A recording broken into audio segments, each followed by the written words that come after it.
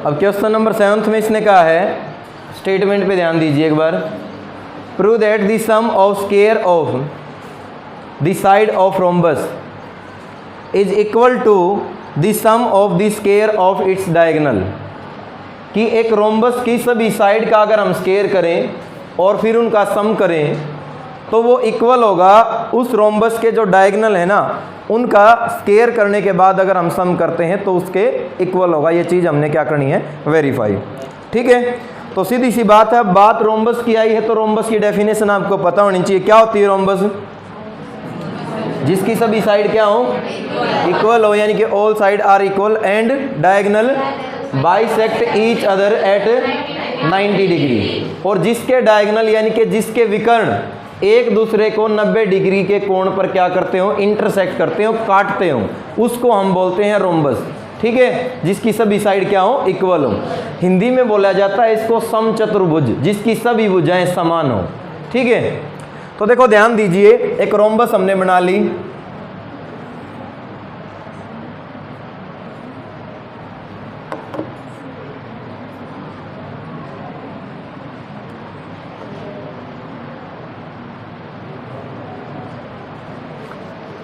नाम दे दें आप इसको, कुछ भी हो सकता है, थोड़ी बहुत ना दिखाई दे रही हो, बट लेट कर लें आप अगर ना दिखाई दे रही हो तो। ए बी सी और डी।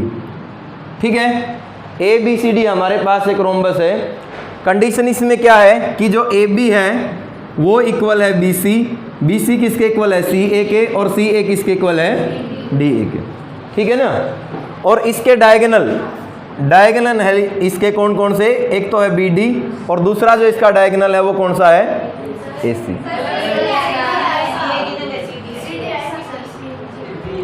ए बी बराबर बी सी बराबर सी डी और बराबर डी। अब ठीक है, यानी कि सभी साइड क्या होंगी, इसकी इक्वल होंगी। इसके जो डायगोनल है वो एक दूसरे को 90 डिग्री के एंगल पर क्या करते हैं, इंटरसेक्ट करते हैं। जहाँ पर ये इंटरसेक्ट करते हैं उस पॉइंट को हम क्या कह देते हैं, ओ कह देते हैं। ठीक है ना, बाइसेक्ट करते हैं, इंटरसेक्ट बोल रहा हूँ मैं। बाइसेक्ट का मतलब दो समान भागों में बांटना। ठीक है, हमने जो प्रूफ करना है, टू प्रूव दैट, हमें सिद्ध करना है कि, टू प्रूव दैट हमें सिद्ध करना है कि A C square plus B D square वो इक्वल होगा A B square plus B C square plus C D square और प्लस डी ए स्क्वायर। यही वेरीफाई करना है ना। ठीक है, तो देखो ध्यान दीजिए, इसको प्रूफ करने के लिए बस नाम मात्र से आपने कोई भी आंख बंद करके एक ट्रायंगल उठा लेनी है और जवाब आपके हाथ में होगा, बस कुछ नहीं है। हमें पता है कि रोम्बस के जो डायगोनल हैं वो एक दूसरे को क्या करते हैं, बाइसेक्ट करते हैं। किसके ऊपर, 90 डिग्री के एंगल के ऊपर। तो इसका मतलब ये एंगल हमारा कितने का हो गया, 90 डिग्री का हो गया। मैं ट्रायंगल ले रहा हूं, in triangle B O C, in triangle B O C. 90 degree के एंगल के सामने वाली जो साइड होती है, जो भुजा होती है, उसको हाइपोटेन्यूज बोलते हैं। तो ये हो जाएगा हमारे पास कितना, B C square equal to कितना हो गया, बी ओ स्क्वायर और प्लस ओ सी स्क्वायर। जरूरी नहीं है कि आप भी यही ट्रायंगल ले, आप ये ले सकते हैं, ये ले सकते हैं, ये ले सकते हैं, कोई भी ले ले, कोई दिक्कत नहीं है। यहाँ तक क्लियर है ये बात? yes, sir। अब बी सी स्क्वायर तो as it is O B को मैं लिख सकता हूँ हाफ ऑफ बी डी और इसका स्क्वायर। ये बात क्लियर है भाई? yes, ठीक है। उसके बाद ओ सी को मैं लिख सकता हूँ हाफ ऑफ ए सी और इस पूरे का होल स्क्वायर। ठीक है, क्लियर है ये बात? yes, उसके बाद इसको और ज़्यादा सोल्व करोगे तो ये हो गया B C square equal to B D square by में 4 और ये हो गया ए सी स्क्वायर और बाय में 4। यही आ गया ना। yes, इसका एलसीएम कितना आ जाएगा, 4 एलसीएम आ जाएगा। 4 को लेफ्ट हैंड साइड में ले लोगे तो ये हो जाएगा 4 time B C square equal to B D square plus A C square. यही हो गया ना। yes, अब 4 टाइम बी सी स्क्वायर को मैं लिख सकता हूँ, देखो B C square plus B C square plus B C square और plus B C square equal है हमारा बी डी स्क्वायर और प्लस ए सी स्क्वायर। यही है ना। yes, भाई 4 टाइम है कोई चीज़, उसको हमने 4 टुकड़ों में बांट लिया तो कोई गुना तो नहीं किया, कर सकते हैं ऐसा? yes, अब एक BC की जगह तो मैं लिखूंगा AB, तो ये AB स्क्वायर हो गया, ये BC square as it is ही रहेगा। उसके बाद अगले BC की जगह हम लिख देंगे CD, तो CD स्क्वायर हो गया। उसके बाद अगले BC की जगह हम लिख देंगे DA स्क्वायर, और किसके इक्वल आ गया? BD square plus AC square. कर लोगे? ठीक है, तो ये था भाई सिंपल सा क्वेश्चन। ठीक है, जितना सिंपल आपको दिखाई दे रहा है, अगर जरा सी भी किसी को भी रोम्बस की डेफिनेशन याद नहीं होगी ना, तो यही क्वेश्चन उसके लिए पहाड़ हो जाएगा। इंपॉर्टेंट क्वेश्चन है, एग्जाम में आता है, निशान लगा सकते हैं आप इस पे। नेक्स्ट क्वेश्चन देखो क्या कहा है नेक्स्ट में। इसने कहा इन फिगर 6.54 आकृति 6.54 में O is the point in the interior of triangle ABC। त्रिभुज ABC के इंटीरियर में, अंदरूनी में एक पॉइंट है जिसका नाम क्या है? O है। ठीक है, फिर इसने कहा जो OD है वो परपेंडिकुलर है BC के ऊपर, OE परपेंडिकुलर AC के ऊपर है, और OF परपेंडिकुलर AB के ऊपर है। तो सिद्ध कीजिए भाई ये दोनों की दोनों रामकहानी जो इसने नीचे दे रखी। ठीक है, तो देखो ध्यान दो, एक ट्रायंगल इसने दे रखी है जिसका नाम है ABC, कुछ ऐसी ही होगी ना।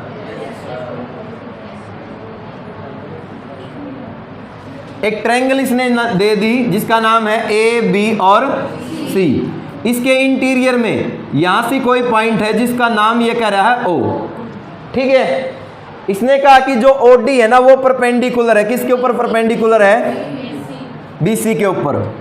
ठीक है, OE जो परपेंडिकुलर है वो किसके ऊपर है? AC के ऊपर परपेंडिकुलर है। ठीक है, तो ये है OE। OF जो परपेंडिकुलर है वो AB के ऊपर है, तो AB के ऊपर परपेंडिकुलर कौन है? OF, F नहीं OF। ठीक है, F तो पॉइंट है। उसने कहा कि प्रूफ कीजिए, पहला पार्ट वो कहता है कि प्रूफ कीजिए OA स्क्वायर प्लस क्या होगा? OB square plus OC square minus OD square minus OE square और माइनस OF स्क्वायर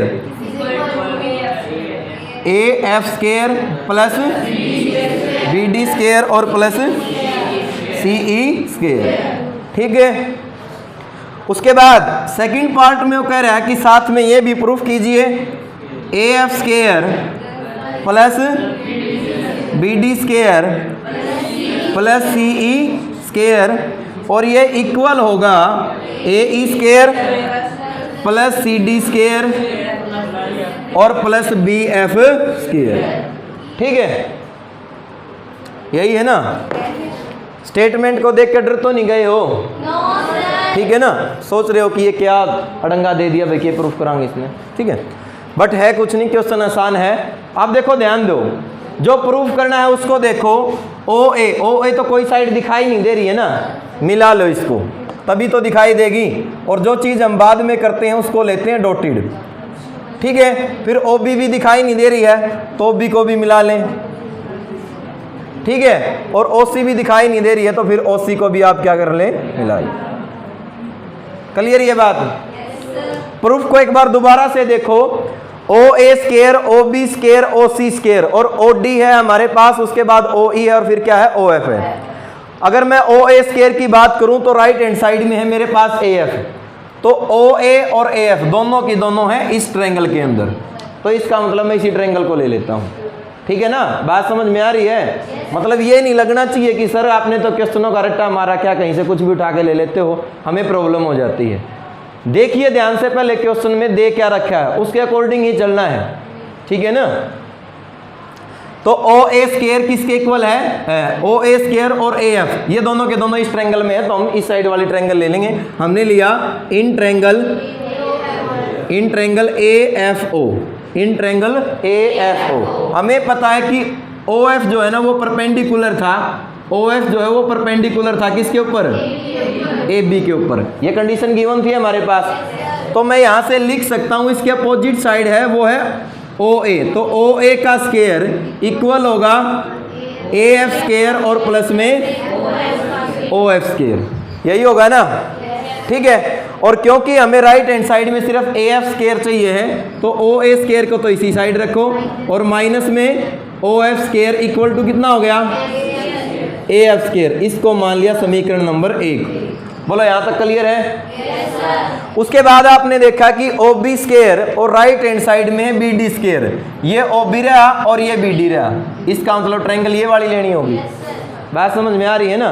और हमें पता है कि ओ डी भी जो है परपेंडिकुलर दे रखा है किसके ऊपर, बी सी के ऊपर, तो कौन सी ट्रायंगल हुई ये भी, राइट एंगल ट्रायंगल। तो आप लिखोगे in triangle B D O, ठीक है। क्या होगा इसमें कि ओ बी स्क्वायर इक्वल होगा बी डी स्क्वायर और प्लस में क्या होगा, ओ डी स्क्वायर। और क्योंकि राइट हैंड साइड में सिर्फ बी डी हमें चाहिए, तो ओ डी को ले आओ इस साइड, क्या हो गया बोलो, O B square minus O D square equal to B D square. Equation number कौन सी आ गई है, सेकंड। क्लियर यहाँ तक भाई? उसके बाद आपने देखा ओ सी स्क्वायर और राइट हैंड साइड में है सी ई स्क्वायर, जो कि दोनों के दोनों इस ट्रायंगल में है, ठीक है। और हमें यह भी पता है कि ओ ई जो है वो परपेंडिकुलर है किसके ऊपर, तो ये भी कौन सी ट्रायंगल हुई, राइट एंगल ट्रायंगल। तो यहां से मैं लिख सकता हूं इन ट्रायंगल, कौन सी ट्रायंगल भाई,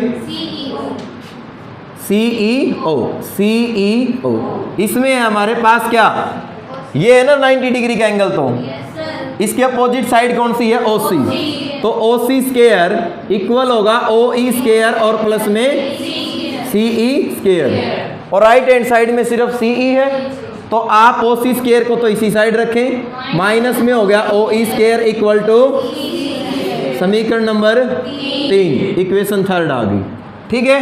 अब फर्स्ट प्रूफ तो यूं मान के चलो आ ही गया, ये क्या करना चाहिए बोलो, तीनों क्या कर दें, ऐड कर दें। तो adding equation first, second and third we get समीकरण 1, 2 व 3 को जोड़ने पर, आपने ऐसे नहीं लिखना है, कभी ऐसे लिख दो, आप ऐसे लिखोगे adding equation first, second and third we get. तो देखो ध्यान दो, लेफ्ट साइड लेफ्ट में ऐड होगी, राइट राइट में ऐड होगी। लेफ्ट साइड में मेरे पास जो प्लस वाली टर्म है, पहले है ओ ए स्क्वायर, फिर प्लस वाली टर्म है ओ बी स्क्वायर, और फिर प्लस वाली टर्म है ओ सी स्क्वायर। अब माइनस वालों को एक साथ लिख लें, माइनस में ओ एफ स्क्वायर, माइनस में ओ डी स्क्वायर और माइनस में ओ ई स्क्वायर। जबकि राइट हैंड साइड है हमारे पास A F square plus B D square plus में सी ई स्क्वायर। बोलो ठीक है। तो फर्स्ट प्रूफ तो हमारे पास आ गया, ठीक है। अब रही बात सेकंड की, तो आप इसको इक्वेशन नंबर 4 मान ले, जो हमारा प्रूफ यहाँ तक हुआ है, ठीक है ना। थोड़ा लंबा क्वेश्चन है। अब आपने करना क्या है, ए एफ देखो भाई, ए एफ किस में है, ए एफ तो ये रहा इसी साइड, फिर हमारे पास कौन सा है, बी डी है, और बी डी भी हमारे पास ये रहा, सी ई है, मतलब ये तो यही साइड होगी। ए ई देखो, ए ई तो ये है, और सी डी हमारे पास ये होगी, और बी एफ हम, इसका मतलब अब जो ट्रायंगल है, एक तो हमने ये लेनी है, फिर हम ट्रायंगल कौन सी लेंगे, ये वाली लेंगे, और फिर हम ट्रायंगल कौन सी लेंगे, ये वाली। यानी कि जो बची हुई ट्रायंगल है वो आपने लेनी और कुछ नहीं करना, आंसर अपने आप आ जाएगा। अब देखो ध्यान दीजिए, ये था हमारे पास 90 डिग्री का एंगल भाई, यही था ना। तो हम लिखेंगे इन ट्रायंगल ए ई ओ, इसमें हमारे पास क्या है, ये है ना 90 डिग्री का एंगल, कौन सा था, हाँ, तो इसके अपोजिट साइड कौन सी है, ओ ए। तो ओ ए स्क्वायर किसके बराबर हो गया बोलो, ओ, हाँ, ओ ई स्क्वायर और प्लस में ए ई स्क्वायर, यही हो गया ना, ठीक है। अब यहाँ से हम अगर वैल्यू निकालें तो, एक मिनट रुको बस, ठीक है, ठीक है। ओ ए स्क्वायर एज इट इज, ओ ई को इस साइड ले आओ, माइनस ओ ई स्क्वायर किसके इक्वल आ गया, ठीक है। समीकरण नंबर आप इसको मान ले भाई 5। क्लियर ये बात, ठीक है। उसके बाद अगली ट्रायंगल है हमारे पास ये, तो आप लिखोगे इन ट्रायंगल, कौन सी triangle, O D C, O D C भाई 90 डिग्री का एंगल ये है, तो क्या होगा बोलो, ओ सी स्क्वायर इक्वल होगा ओ डी स्क्वायर और प्लस DC स्क्वायर, यही होगा ना, ठीक है। तो OC square as it is, OD को इस साइड ले आओ तो माइनस OD स्क्वायर किसके इक्वल आ गया, और समीकरण नंबर आ गया 6, ठीक है।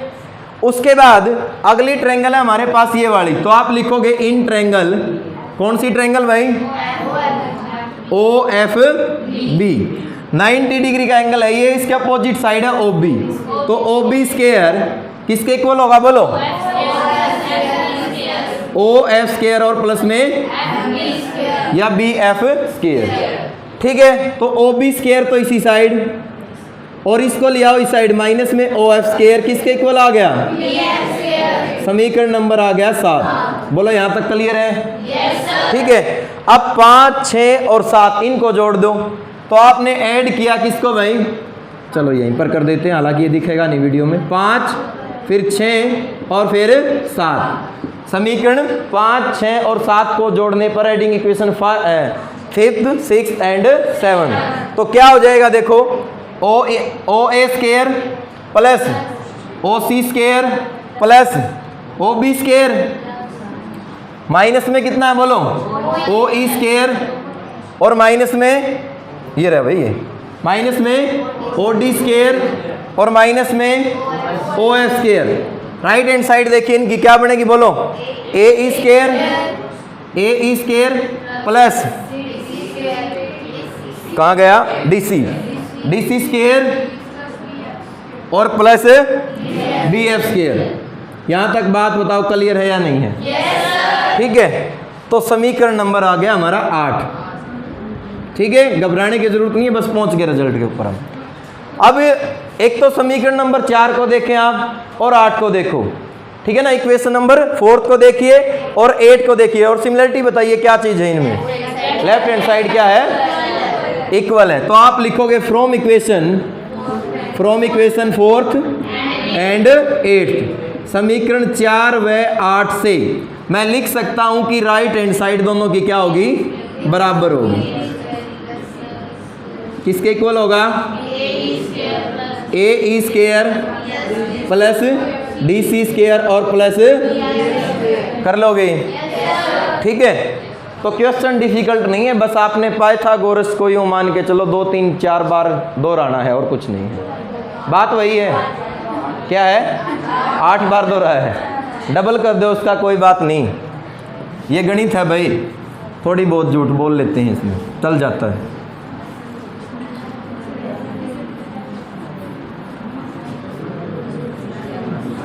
देखो अगला क्वेश्चन देखिए, question number 9, a ladder 10 metre long reaches a window 8 metre above the ground. एक 10 मीटर लंबी सीढ़ी है भाई, जो कि 8 मीटर ऊंची, एक के 8 मीटर, बेटा इतनी भी इंग्लिश खराब नहीं है। जो खिड़की है वो ग्राउंड से 8 मीटर ऊंची है, सीढ़ी की लंबाई जो है वो 10 मीटर है। तो फिर बेटा मैं भी तो यही कहूँगा, find the distance of the foot of ladder from the base of wall, ठीक है, कि दीवार से जो है सीढ़ी के जो पैर है वहां तक की दूरी बताइए कितनी है। उसने कहा कि एक खिड़की है जो कि जमीन से 8 मीटर ऊंचाई के ऊपर, सपोज करो वो खिड़की यहां पर है, ठीक है ना, क्योंकि खिड़की तो नहीं है बट सपोज ही करना पड़ेगा। अब उसने कहा मान के चलें आप, ये जमीन का टुकड़ा है और ये हमारी वो सीढ़ी है भाई, जो कि कितनी है, जो कि है 10 मीटर लंबाई की, ठीक है। तो बहुत सिंपल सा क्वेश्चन है, ए हो गया, ये बी हो गया और ये सी हो गया। जमीन के साथ जो दीवार का एंगल है वो 90 डिग्री का है। जीता जागता एग्जाम्पल आप अपने चारों तरफ दीवारें देख सकते हो, ठीक है ना, 90 डिग्री का ही बनेगा अगर आप यहाँ से लाइन लोगे तो, ठीक है। तो यहाँ से मैं लिख सकता हूँ कि AC स्क्वायर इक्वल होगा AB स्क्वायर और प्लस में BC स्क्वायर, और क्योंकि AC 10 है, 10 का स्क्वायर हो गया 100 और AB है 8, 8 का स्क्वायर 64 प्लस में BC स्क्वायर, और घटाओगे तो ये आ गया 36 इक्वल टू BC स्क्वायर, और BC की वैल्यू आ गई हमारी 6। तो जमीन से जो है सीढ़ी, दीवार से जो है सी डी की जो दूरी होगी वो कितनी होगी, 6 मीटर होगी। कर लोगे? उसके बाद देखिए नेक्स्ट क्वेश्चन भाई, पढ़ो स्टेटमेंट क्या है, क्या बोलोगे इस वर्ड को? गाय। क्या होता है मीनिंग? इंसान। हाँ ठीक है। देखो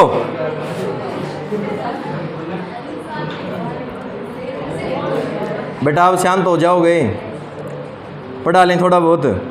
चलो देखो ध्यान दीजिए, क्वेश्चन बिल्कुल ऐसा ही है, कोई ज़्यादा लंबी चौड़ी बात नहीं है। अरे आवाज़ ना करो।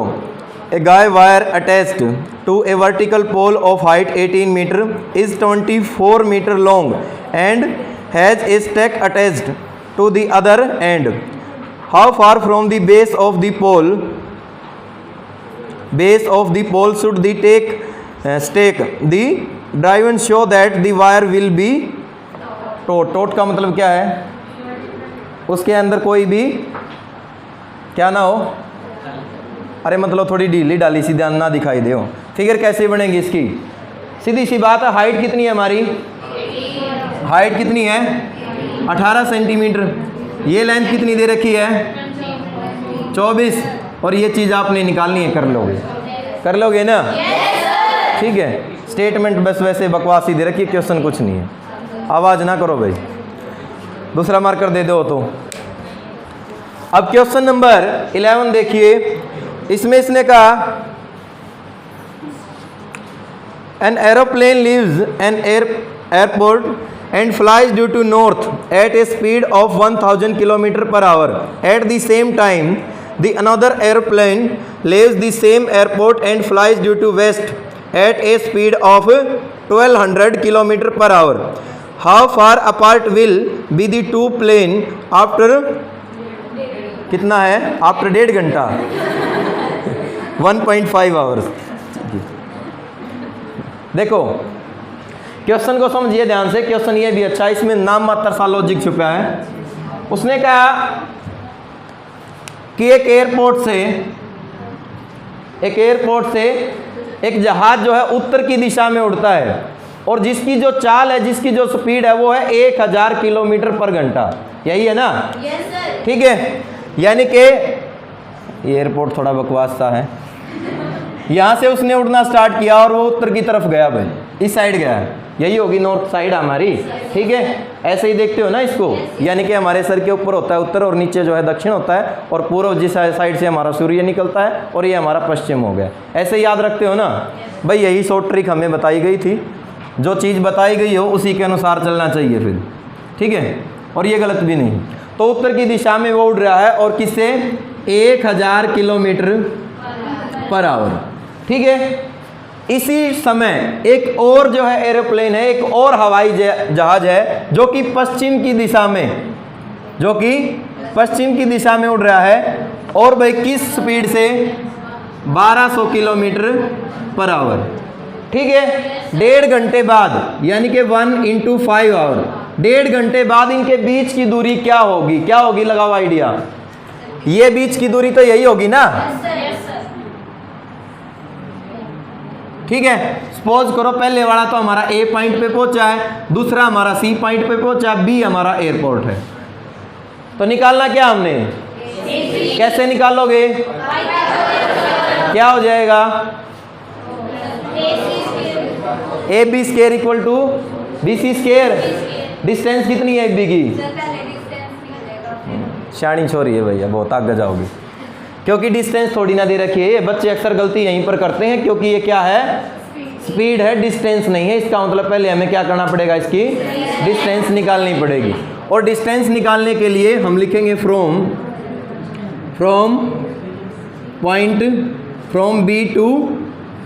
बी टू ए। अगर हम बी से ए के ऊपर जाते हैं, ये यानी कि हवाई जहाज बी से ए के ऊपर जाता है, तो टाइम का जो फॉर्मूला था हमारे पास वो क्या होता है? Distance by speed. यही होता है ना? Distance by speed. और क्योंकि टाइम जो है वो है 3/2, यही है ना? 3/2 1.5 आवर्स। उसके बाद डिस्टेंस की अगर मैं बात करूं तो वो है AB, स्पीड की मैं बात करूं तो वो है 1000। तो कितना हो गया ये 3/2 मल्टीप्लाई में 1000 इक्वल टू कितना हो गया AB, कैंसिल कर दो भाई, कितना हो गया? तो ये आ गया हमारे पास कितना 1500 किलोमीटर, ये डिस्टेंस आ गई भैया AB की। क्लियर ये बात? उसके बाद from B to C, B से C तक टाइम की अगर हम बात करें तो समय तो दोनों का 1.5 घंटा ही है, लेकिन डिस्टेंस जो है वो कितनी है BC, और स्पीड कितनी अब की बार 1200, यही है ना। इसको सोल्व करोगे तो ये हो गया आपके पास 3/2, इसको ऊपर लेके जाओगे तो कितना हो गया 1200 इज इक्वल टू कितना हो गया BC, कैंसिल कर दो, कितना हो गया ये 1800। तो BC आ गया हमारे पास कितना 1800 किलोमीटर। अब AC निकालने में कोई समस्या नहीं होगी। अकॉर्डिंग टू पाइथागोरस थ्योरम हम लिख सकते हैं AC स्क्वायर किसके इक्वल होगा AB स्क्वायर प्लस, और क्योंकि जो AB है उसकी वैल्यू निकली है 1500 इसका होल स्क्वायर, और BC जो है उसकी वैल्यू निकली है 18, तो 1800 का होल स्क्वायर। सोल्व करोगे तो 15 का स्क्वायर होता है बेटा 225, और 0 हो जाएंगे आपके पास 4, यही हो जाएंगे ना। 18 का स्क्वायर कितना होता है मुझे नहीं पता, तो इसका मतलब तुम्हें भी नहीं पता, सोल्व करके 64 हो गया ना, 8 और 1 9, गलत लिख दिया, 8 और 6 14, और ये 18 4 6 3 324। बस आवाज़ ना करो। कितना हो गया ये जोड़ो इनको भाई, 4 0 पे तो कोई फर्क पड़ने वाला है नहीं, ये हो गया 9 4 और ठीक लिख दिया, ठीक है। इसको मैं लिख सकता हूँ 549 गुणा में कितना भाई, और अगर दोनों का स्क्वायर रूट करूँगा तो ये तो आप देख लेना, मुझे पता नहीं है, इसका मैं आसानी से बता सकता हूँ 100 होता है। कर लोगे सोल्व? ठीक है, हो जाएगा ये सोल्व, ठीक है। तो ये था हमारा क्वेश्चन नंबर 11। क्वेश्चन नंबर 12 देखिए, इसने कहा कि 2 pole of height 6 metre and 11 metre stand on a plane ground, if the distance between the feet of the 2 pole is 12 metre, तो find the distance between their top. समझ में आया या नहीं आया? कि 2 पोल हैं, 2 खंबे हैं, एक की ऊंचाई 6 मीटर है, दूसरे की 11 मीटर है, उनके बीच की दूरी 5 मीटर है, तो उनके जो टॉप की, जो चोटी की ऊंचाई है ना, वो आपने बतानी है। देखो एक खंबा है हमारे पास जो कि 11 मीटर ऊंचा है, और एक और खंबा है इसके सामने जो कि कितना है 6 मीटर ऊंचा है। इनके जो ये बीच की डिस्टेंस है ये कितनी है, ये तो है 11 मीटर ऊंचा, ये 6 मीटर ऊंचा है, बीच की डिस्टेंस जो है वो कितनी है 5 मीटर। बताना क्या हमने, इस खंबे को नाम देते हैं बीच की डिस्टेंस, अच्छा फिर फिगर थोड़ी सी गलत बन गई, थोड़ा और दूर होगा ये, कोई बात नहीं, लेट कर लेना। ABC और D, एक खंबा है AB जिसकी हाइट है 6 मीटर, एक खंबा है DC जिसकी हाइट कितनी है 11 मीटर, उनके बीच की दूरी है 12 मीटर। वो कह रहा है कि उनके टॉप की ये वाली दूरी आपने बतानी है, ये वाली दूरी जो है आपने, ठीक है। अब इसको बताना कोई डिफिकल्ट काम थोड़ी ना है, ये हमने फाइंड आउट करना है, हमारा पर्पज है AD को निकालना। अब AD कैसे निकलेगा, इसके पैरेलल यहां से मैंने एक लाइन ड्रॉ कर दी भाई, ठीक है। अगर ये 12 है तो ये भी कितना होगा 12 होगा। इसको मैं कह देता हूं X कह देते हैं इसको, X को छोड़ो पुराने, टोटल कितनी है 11 में से 6 घटा दो, कितनी रह गई 5। और क्योंकि AD हमारे पास क्या हाइपोटेन्यूज इक्वल होगा बेस स्क्वायर प्लस में 12 का स्क्वायर और 5 का, दोनों को जोड़ दो 169 का अगर आप स्क्वायर रूट करोगे तो ये आ जाएगा बेटा 13। कर लोगे? तो ये था बेटा क्वेश्चन नंबर 12। तो लगभग बस 20 मिनट का काम हो रह गया, फिर आपका ये टॉपिक एक लंबे अरसे के बाद ख़त्म होगा, लगभग 1 महीना हो गया है। 6.6 करवाएंगे बेटा चमाशा।